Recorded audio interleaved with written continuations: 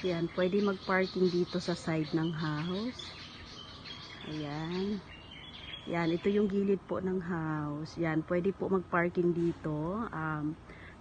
5 cars. Yan, dito sa side ng house.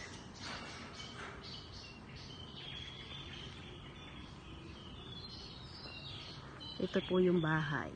Brand new po talaga siya. Yan, brand new house.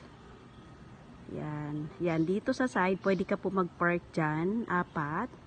Then, dito po sa side na to, pwede po, how many cars? 5 cars. Yan, yan po ang side ng house. Then, yan po. Yan, hanggang dyan po.